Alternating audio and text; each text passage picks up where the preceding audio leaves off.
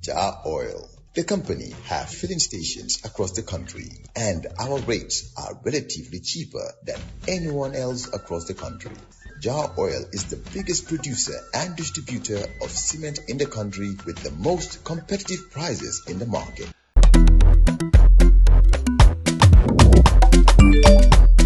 Axel jam si Wave. Yo, Abla, yo luta do dede. Luta mo nulo jël moto nga andil ma xaalis. Hello? Ano lay waxal? Bësal mu fine.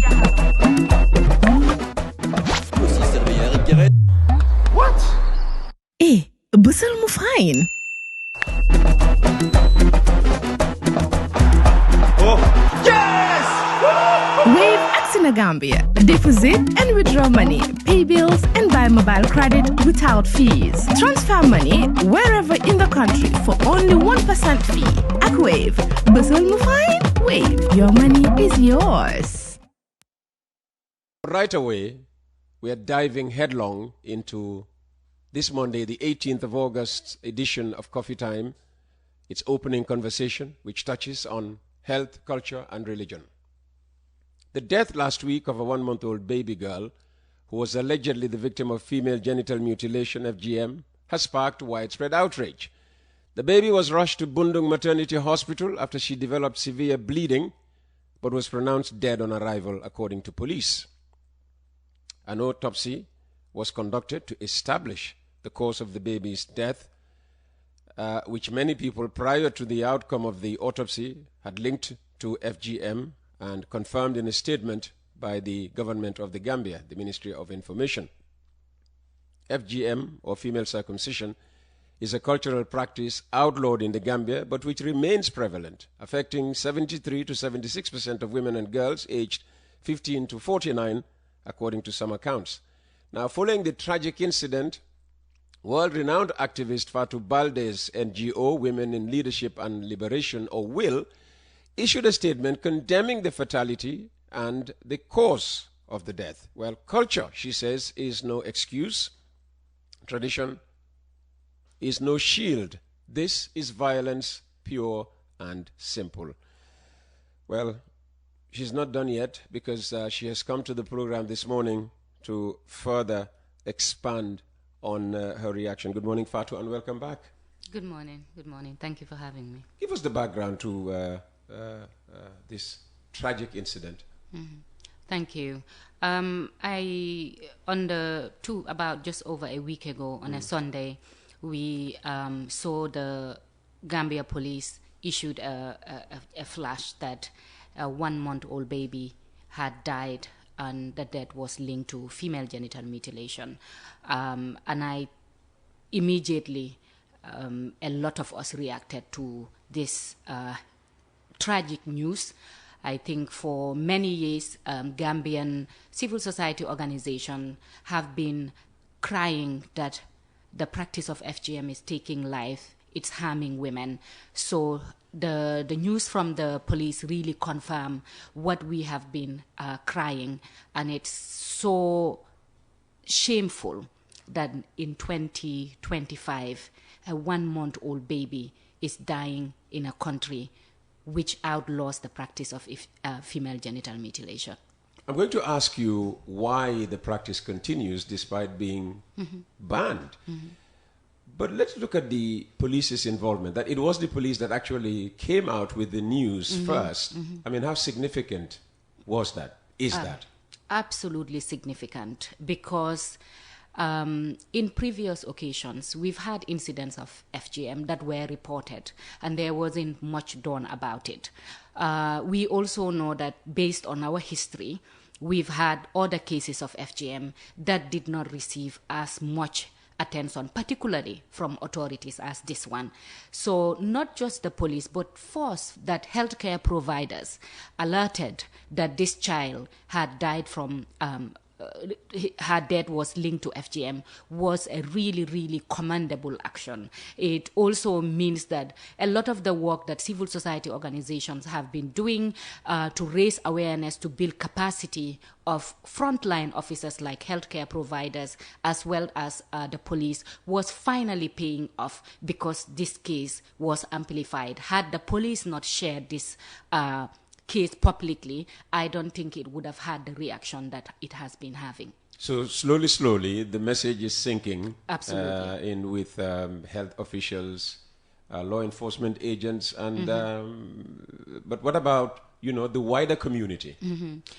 It's been a mixed reaction, obviously. FGM is a deeply rooted practice. We know that there are some community members that still support the practice. So it's understandable to have mixed reactions. But if you follow on online reactions, particularly from Gambians, majority of people are condemning what happened.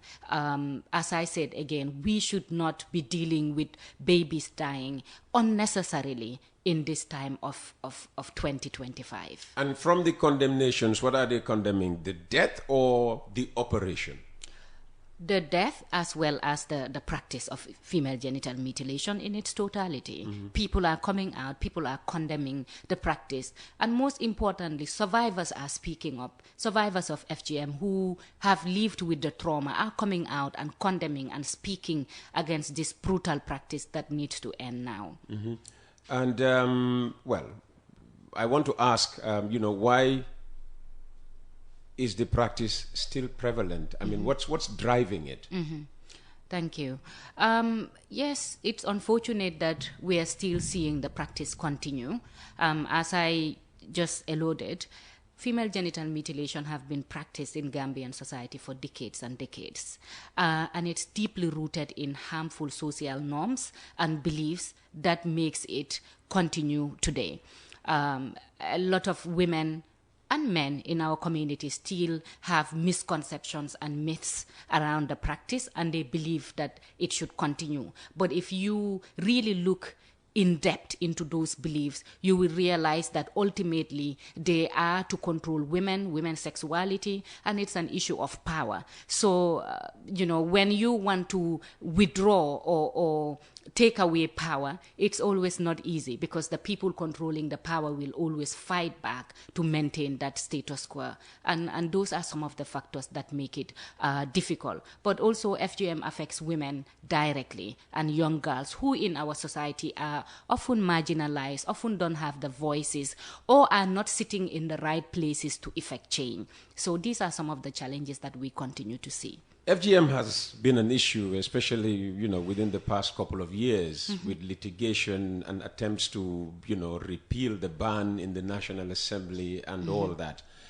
Now we have a month-old baby. In the past, at least, there would be a certain age before the practice would be carried out on them. Why do you think FGM is getting younger and younger? Again, our organization, we work a lot at the community level across the country, and part of our engagement, it's also understanding some of the drivers of FGM and why communities continue to practice, as you said, despite knowing the harm, despite knowing that there is a law.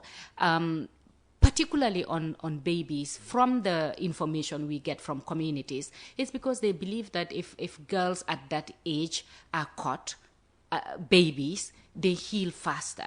But also because there is a law and people want to hide the practice, they believe that when babies are caught, it's easier to hide from the law, as well as reporting the issue. And I think those are some of the factors that are really driving the FGM being performed on very little girls. But as we have seen in this case, FGM is not safe at any age, particularly on babies, because most of the people who perform FGM, as we know, are from our communities who do not even know the anatomy of the humans or how they are cutting the babies. And as we've seen in this case, it's tragically led to this baby bleeding to death.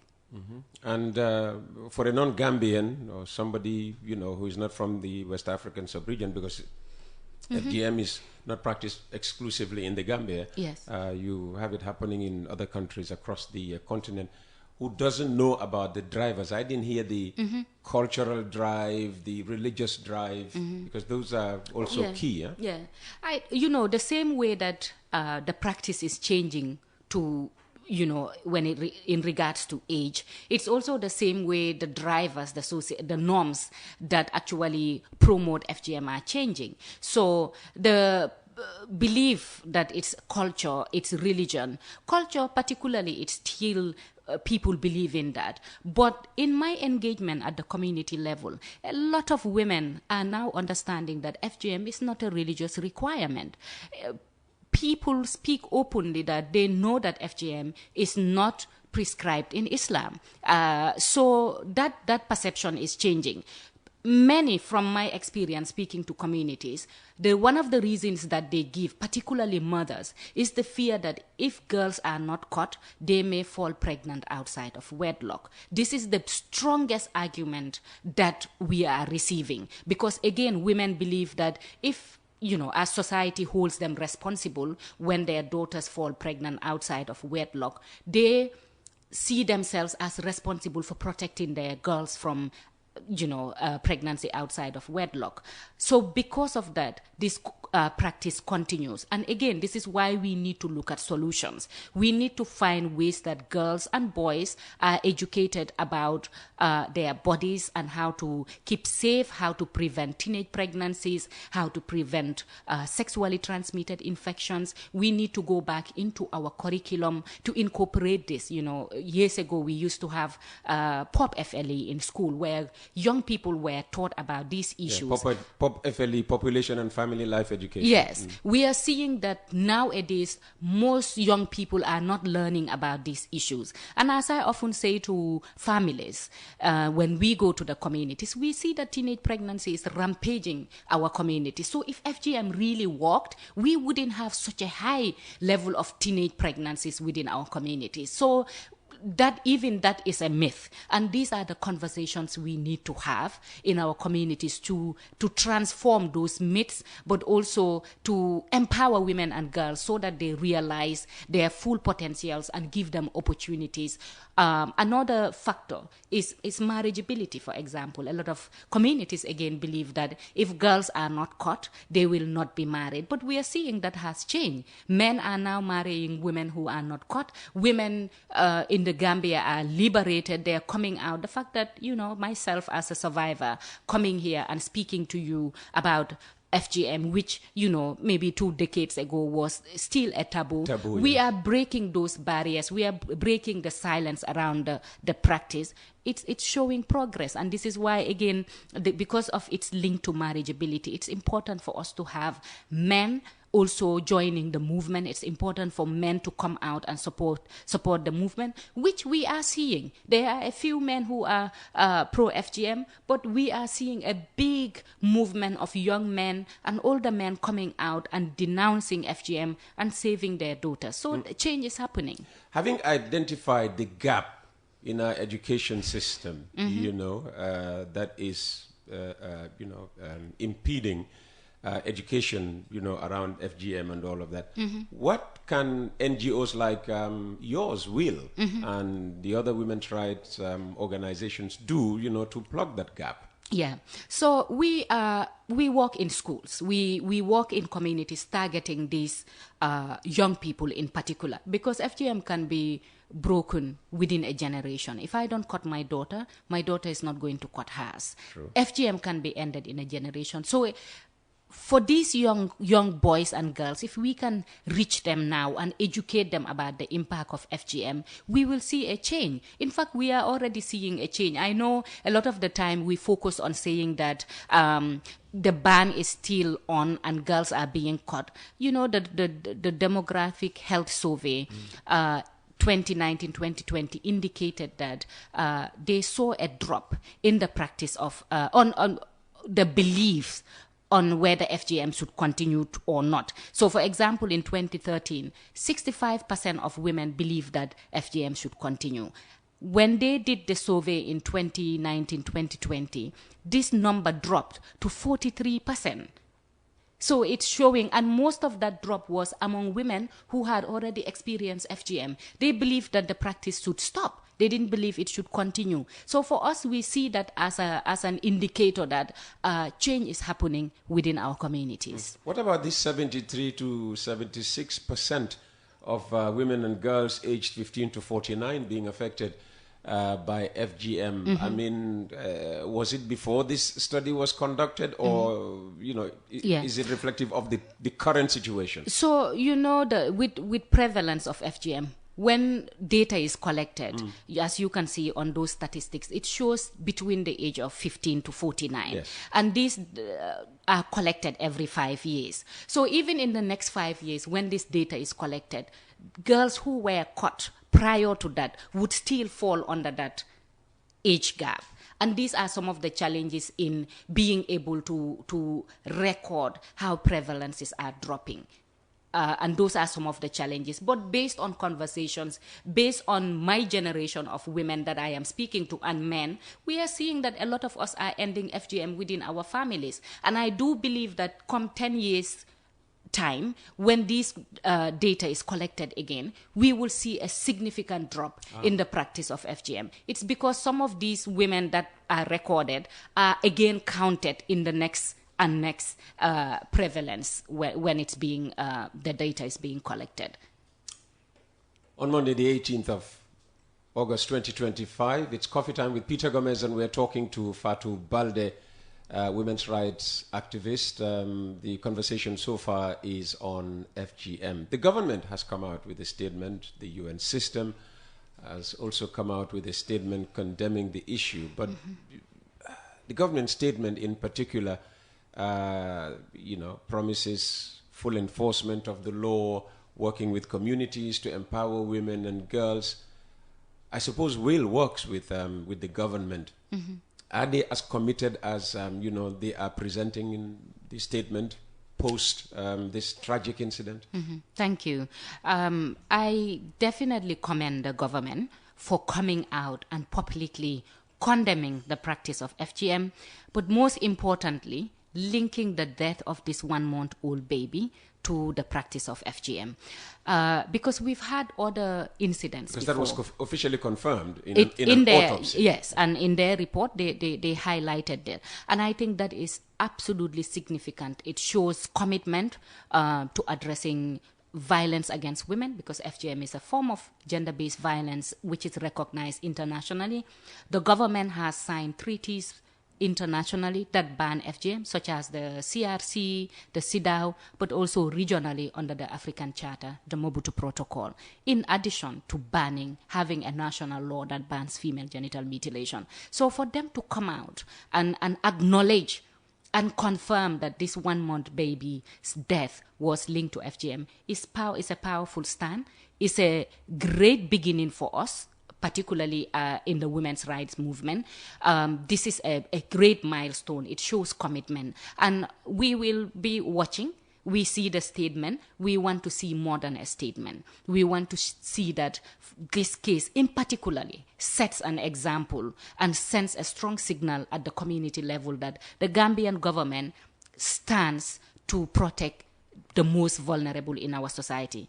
I believe that in 2023, the case of the 3 women that were found guilty of practicing FGM, which sparked the debate on the law, had that case been dealt with in the way that it was supposed to be, that those women were not just given a small fine, and that religious leaders and policy makers didn't take that opportunity to look for attention and come out and demand that the ban be lifted up, we would have seen a big change. We could have probably saved this baby if a right example was set at that time. And for me, that's why I believe we have another opportunity to correct that. A lot of people argued before that the law was 2015 was passed under a dictatorship, and that during that time, Gambians didn't have the opportunity for the ban to be debated and so on. And so there were a lot of criticisms. But we saw this law went through the parliament. It went through scrutiny. We debated. Communities came out. Women came out and said we wanted this ban to be maintained. And the ban was maintained, and the Gambia was commended for that. So to have that milestone and this happening, it is so vital that the government came out. And as I said, we hope that it's not going to just stop there, that justice would be served for this baby, but also a strong signal will be sent to our communities so that they know that the Gambia as a country are not going to accept FGM. How would you have liked the government to deal with the first case? A few ways. The FGM law is very clear when it comes to the fines and if someone is found guilty, what needs to be done. Well, they were fined, and those they were fines fined, but they were fined for like about $200 if you convert it into Gambian dollars. The law is very clear. The charges, if you are fined, it should be at least 50,000. Or include 2 years imprisonment. We didn't see that happening, one. Secondly, after that, we saw people, the law is very clear around incitement as well.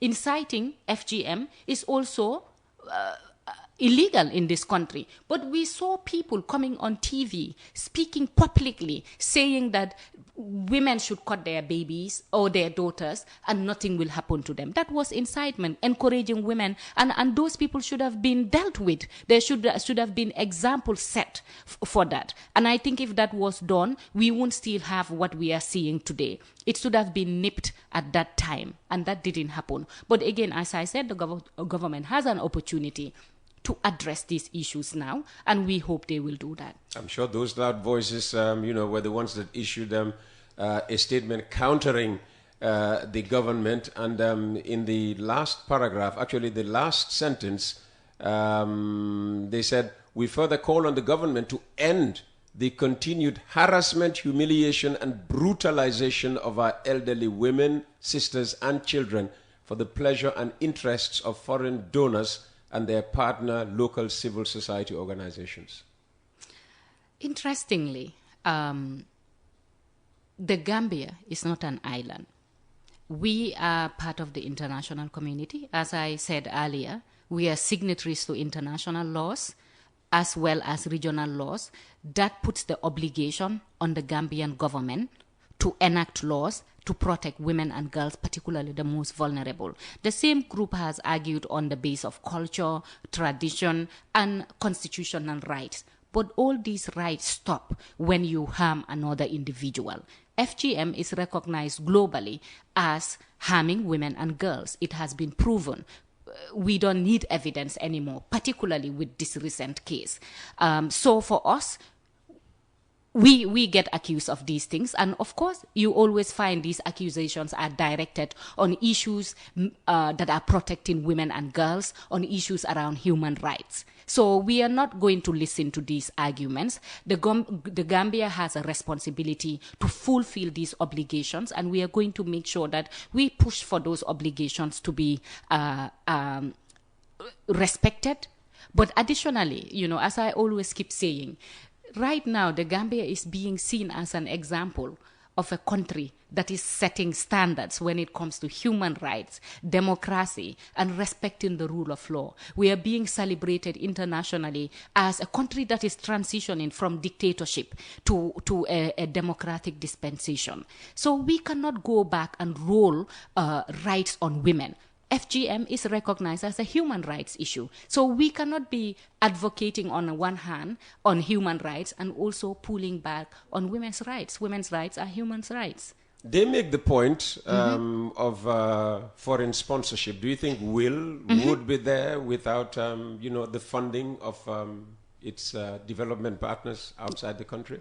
Well, Mr. Gomez, the movement is being led by Gambian women.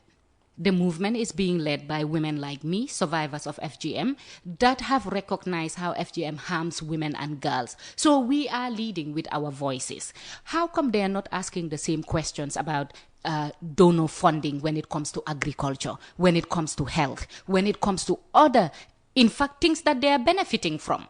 How come they are not asking those questions? As I said, the Gambia is not an island.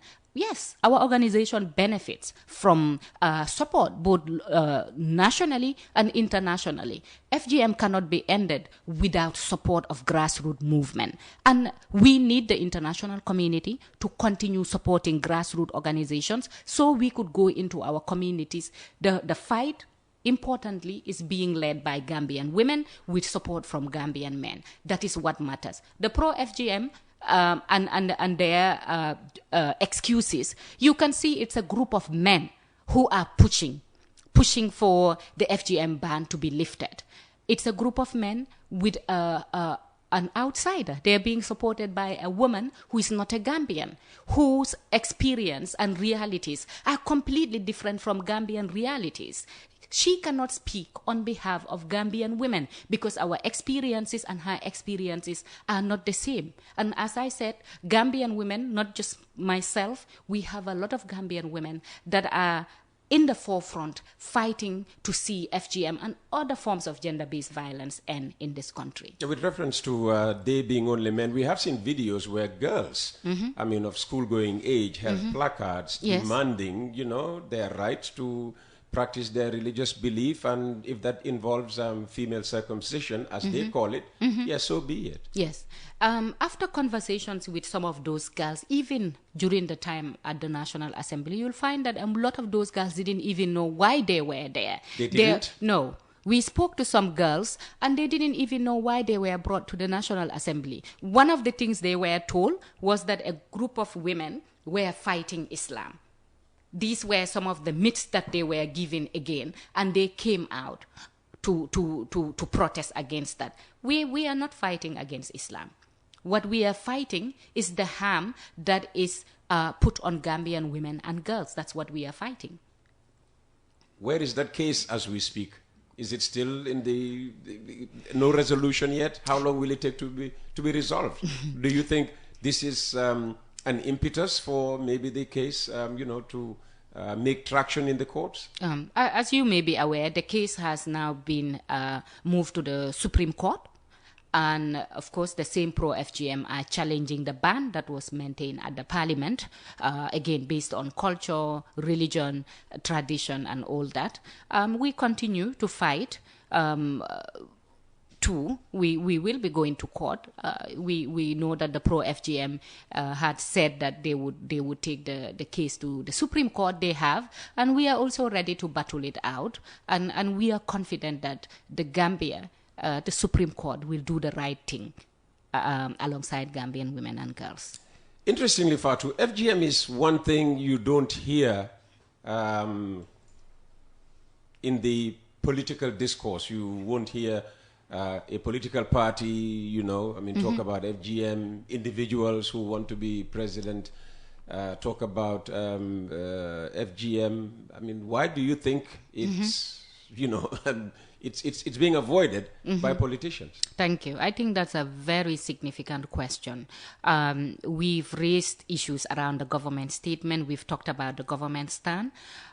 So it is important for political parties as well, particularly those who are viewing to occupy the presidential position, to come out and publicly take a stance on this practice. But as you've said, we've not seen any political party come out and speak on FGM. And we know exactly why this is happening. And why is that happening? Because I don't know. It's elections next year. 2026 is elections. And FGM is a political tool. We've seen it not just in the Gambia. That's why they should talk about it then. No, because they feel if they speak about it, communities will go against them. Oh. FGM is a political tool, as I said. And this is why we are seeing politicians are not coming out. We saw when the ban was maintained, a particular National Assembly member came out and reminded religious leaders that their party members at the National Assembly didn't vote to maintain the ban, to remind them of that. What does that mean? And this is where we need politicians, not just head of parties, but also mayors, mayoresses, people occupying different positions coming out to condemn this practice. And I will remind politicians that 51% of Gambian voters are women. Women come out to vote. And I will also remind them that young people carry the majority of Gambians. Youth carry the majority. And I would tell you, young Gambian women are against FGM, and we will make sure that they do not forget when it comes to elections. We will remind them of political parties that have the interest of women and girls protection in their mandates, who are interested in protecting women and girls, and we will make sure that women and girls are reminded of this when it comes to voting. So we are keeping an eye, and I hope that this is an opportunity to see political parties come out and denounce the practice of FGM. Because if you cannot show us your stance now that you are against such harmful traditional practices that affect women and girls, then I am concerned. Is that what it takes? Reminding young Gambian women about FGM before they talk about it. I mean, is FGM on the agenda of young Gambian women? Do they just talk about it, without something as tragic as this 1-month-old baby's death, happening? Absolutely. Gambian women across all age groups are talking about FGM. And as I said, young Gambian women are against the practice of FGM. That's why people like us, despite the backlash, despite of the challenge we face as activists, we still come out and speak. And it is important for them to recognize that we have power and we have strength and we have our voters' cards, and we will also come out and manifest our stance on these issues when it comes to elections. We saw how the international community rallied to your cause when attempts were made in the National Assembly to repeal the ban on FGM. What's been the reaction, since this tragic incident happened about 7-8 days ago? Yeah. I think there's been a global outcry. We've seen international media really reacting to what happened and making, publishing about it both on TV and newspapers across the globe. But also that signals that FGM is not a national issue. It's not just our problem. It's a global problem. It's a regional problem. We've seen, for example, what happened in Sierra Leone. I'm not sure if you are aware. I'm not aware. Okay. So in Sierra Leone, a young woman who was forced to undergo FGM took the government to the ECOWAS courts. Okay. And the ECOWAS fined the Sierra Leonean government, and one of the recommendations is that they put a ban on the practice of female genital mutilation. And I think that, again, sends a strong signal that not just globally, but even within the regional space, FGM is not accepted, FGM is not tolerated. So for us, these are all really strong manifestations that the international community and the regional bodies are supporting, and they want to see an end to this harmful traditional practice. Why are you not taking the Gambia government to ECOWAS? Is it because we already have a ban in place? Yeah, so when we have a ban in place, and this is why we hope that the government will really this case will be set as an example. But if not, there are other mechanisms, just like the lady in Sierra Leone did, that the Gambia also can use. We can use based on the African Charter, we can use ECOWAS. But, this is why we are encouraged that the government came out and publicly condemned what happened and linked it to FGM. That condemnation came not from the Ministry of Gender and Children's Affairs, but the Ministry of Information.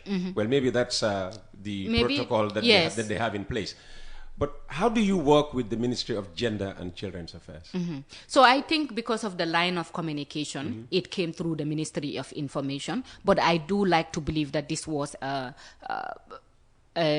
both from the Ministry of Gender, Health, Social Welfare, Education, because that's the other thing. FGM is not just a women's issue.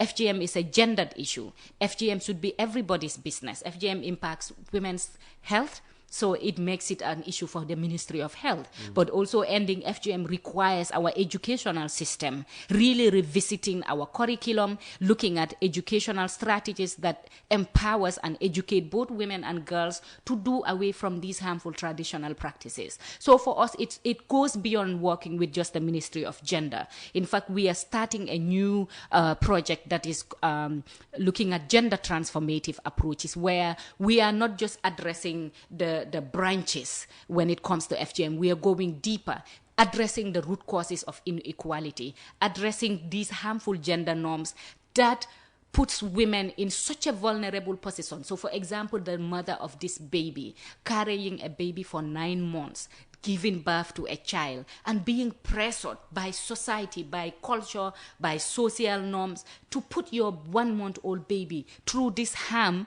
and losing that baby and now having to be prosecuted.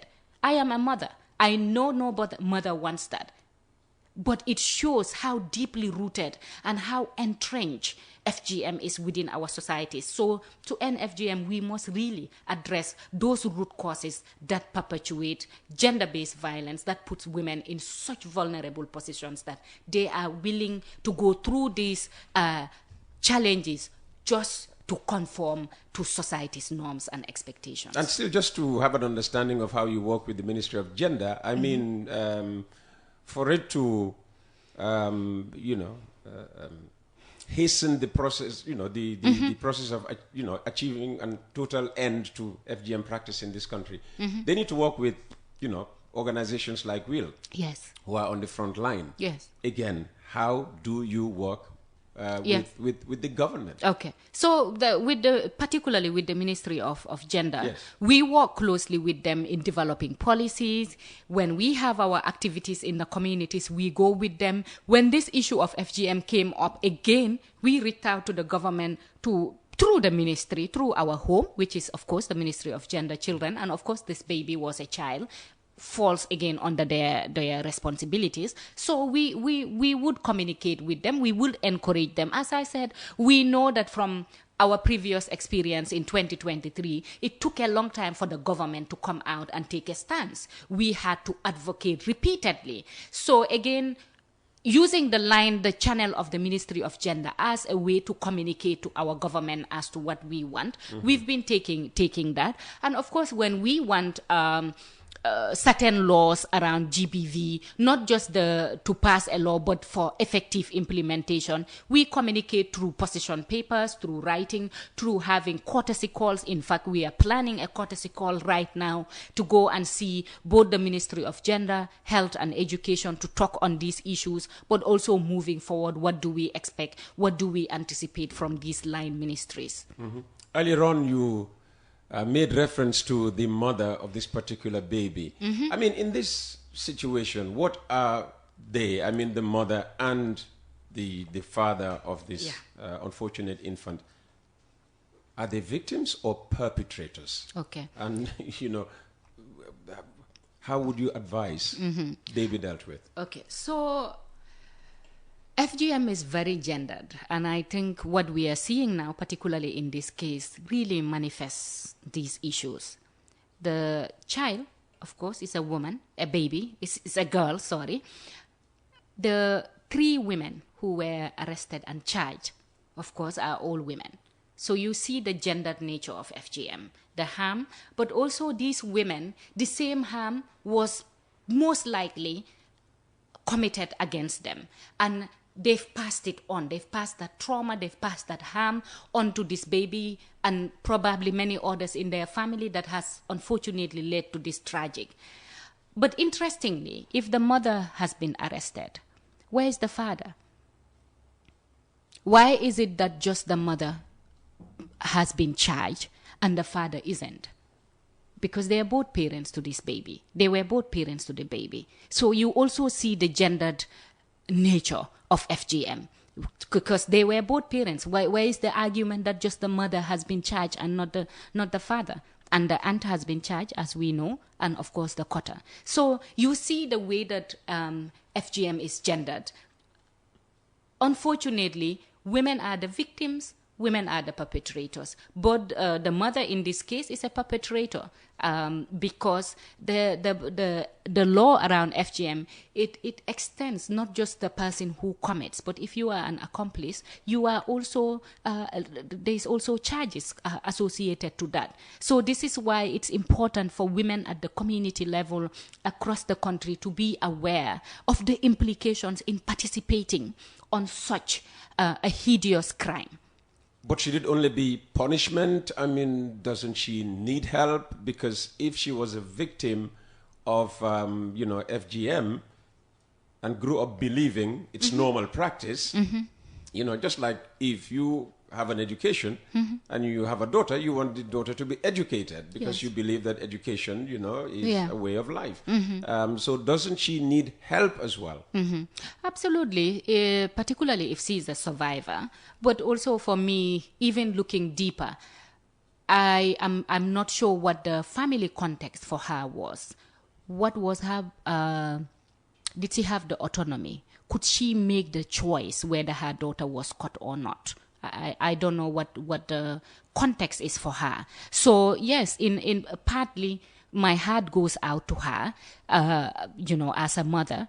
But unfortunately, there is a law, and we must apply the law because the average Gambian today knows that FGM is illegal in this country. We've reached across this whole country, reaching people in their communities, in local languages, through community radios, through community interventions. I don't believe anyone in this country is not aware of the law. So if you are aware of the law and you still subject your daughter to FGM, then you are responsible, as sad as it may be. And I hope that women listening will take this as an example, that if you perform FGM on your child, there will be repercussions, there will be consequences, because we cannot continue to allow sympathy or trying to understand culture and tradition to justify harm. We need to set a strong example so that communities can move away from this harmful practice, and it is for the greater good. As difficult as it is for the greater good, I believe. We're talking to Fatou Baldeh, women's rights activist, following the tragic death of a 1-month-old baby that was subjected to the practice of FGM in this country. In the remaining 10-15 minutes we have, let's talk about your organization, WILL, and the work that you have done so far and what remains to be done. But just before that, we know the police have a women and children unit. Do you think they have the capacity to be able to maybe provide counseling to this poor mother, while she is facing her punishment? Yes, the department, women and children, the gender units within the police have been trained to deal with such cases. But also there are psychosocial support available within different civil society organizations. We provide psychosocial support to survivors or victims of gender-based violence, but we even have a professional who isn't directly working within our institution, but they run another institution that offers such. And we do be happy to provide mental health and psychosocial support to any individual that needs it. But also the police have those structures existing. We have a referral pathway within the Gambia system that when such cases happen, the police are aware of what structures exist and how to take advantage of it. Let's talk about the Women in Leadership and Liberation WILL, which is your NGO, the work that you have doing. How much would you say you have accomplished? What remains still to be done? And right now, what project are you on? Or let me say, is WILL on? Yes. WILL was founded in 2018. So I think in such a small time frame, we have really set our foot in the Gambian community. We work closely with communities. Our strength and power is that our organization is led by survivors of FGM. We have our stories, we have our experiences, we know our communities, we know the drivers of FGM, we know what languages to use to communicate with our communities so they understand the harm of FGM. So we take advantage of our experience and our expertise to reach our communities, but we also use that same expertise to reach policymakers, just 2 weeks ago, we were on training of police and frontline officials on how to report and manage FGM cases. How timely. Yes. We completed that with the support of UNFPA, where we went into these particularly border communities, because the other issue is we also receive information, anecdotal evidence shows that some communities are actually crossing to Senegal. Yes, in the Casamas to perform FGM, and people from Senegal are also crossing. So there's cross-border cutting happening. So also part of our intervention is it's not just working with communities, but also capacity building with the police, with the immigration, with healthcare providers, with social workers on how to manage FGM and other forms of GBV cases. As I also indicated earlier, we work with young women, in particular adolescent girls, to educate them about their bodies, about values, about principles, about reproductive health issues. In the Gambian communities, we know that because of the culture of silence around women and their bodies, even some mothers feel uncomfortable to have meaningful conversations about reproductive health. Something as simple as a period for girls. Some girls will tell you that when they had their first menses, they couldn't even speak to anyone at home. So we educate adolescent girls on these issues, on issues around avoiding teenage pregnancies, on what can they do, issues around STIs and HIV, but also we work with men and boys, for the same reason, for them to know how to support women's rights, because you will find that most Gambian, let's take domestic violence, for example. If you are a young Gambian man and all you saw was your father beating your wife, beating your mother, it becomes the norm. You don't know anything different. You think that that's okay. And you will find that some of those men will grow up to do exactly what they saw their fathers doing. If there's a daughter in that family, if they're seeing their mothers are beating, those are the rules you've set for them and the expectations. So our work with men also is to encourage positive masculinity. How can men come and join the fight to support women's rights? Because when women are supported, we've all seen this within our own homes, where in homes that women are empowered, we see their children thriving. We see the family is in a better position, both economically, but also the environment which is conducive for children. So our work, it's with men and boys, adolescent girls as well. We work at the community level very much around community sensitization, popularizing the law, for example, but also explaining, without judging communities, trying for them to understand. As we said, most of these women that perform FGM, it's not coming from a place that I want to harm my child. We do recognize that. I am a Gambian. I come from a practicing community, and I understand the belief of women. So we work with women at the community level to educate them about the harms, but also to challenge the misconceptions around FGM, that FGM makes a woman clean, that FGM, the belief that FGM makes you pure, or it prevents girls from engaging in early sexual debut and promiscuity. Yes, all those misconceptions. When we go to the community, these are the things that we address, and we give practical examples so that women realize that these are just myths and misconceptions. Something as simple as women believing that an uncut woman smells. Sometimes when we go with part of our team with someone who is not caught, and they would stand and say, "Do I smell? How do you know I'm not caught? I'm uncut?" So these are the myths and misconceptions that we are working on. But most importantly, we have a project that we are about to start, which we've just kicked off.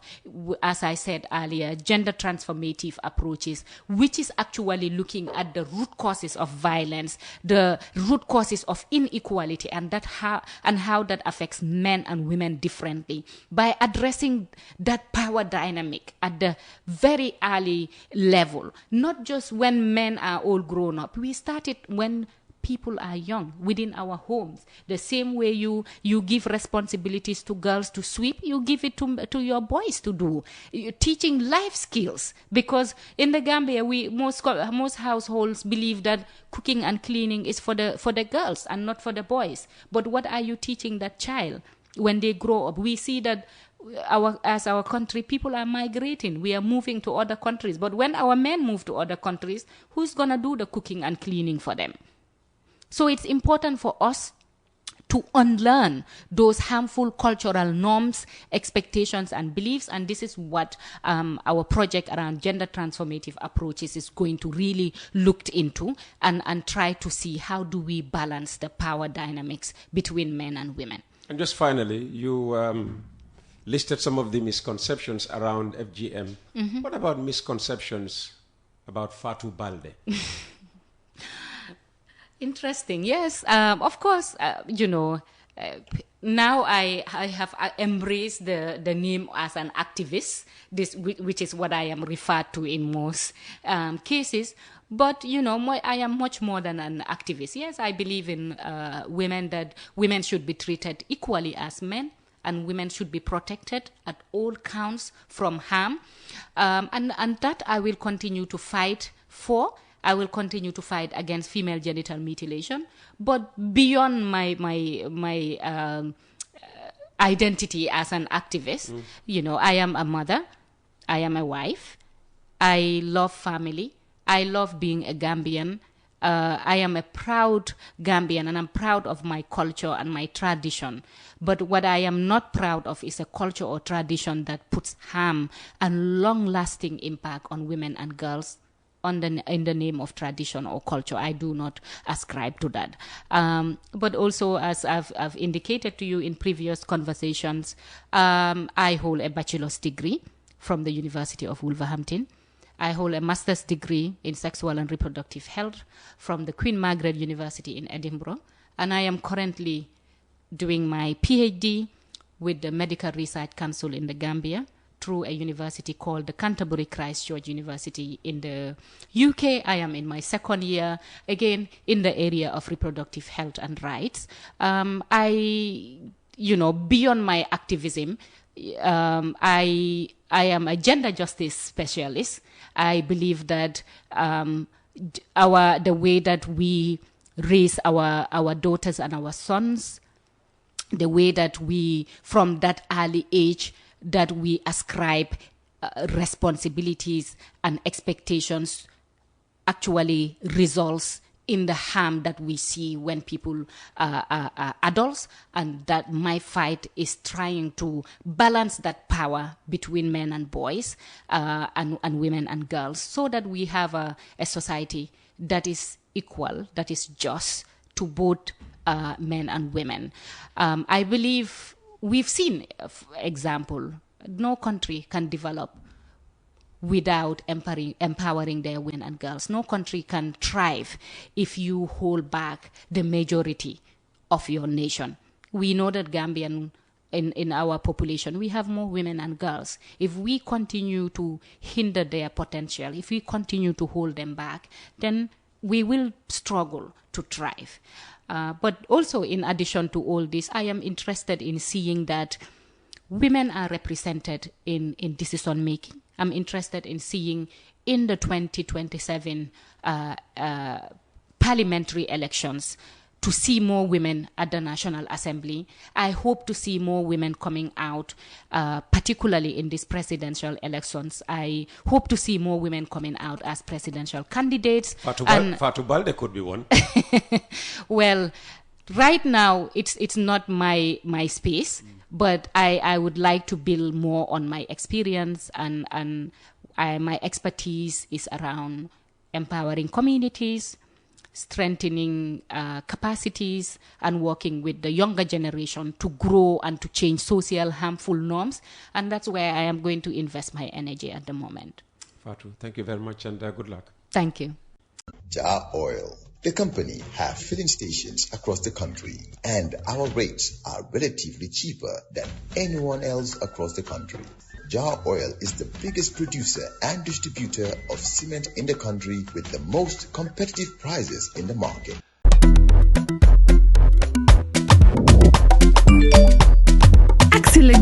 xaalis si Wave. yow Ablaye yow lu tax doo dee dégg lu tax mënuloo jël moto nga andil ma xaalis hello xana lay waxal Bësal mu fine. What? Bësal mu fine. Oh, yes! Wave in Gambia. Deposit and withdraw money, pay bills and buy mobile credit without fees. Transfer money wherever in the country for only 1% fee. At Wave, Bësal mu fine. Wave, your money is yours.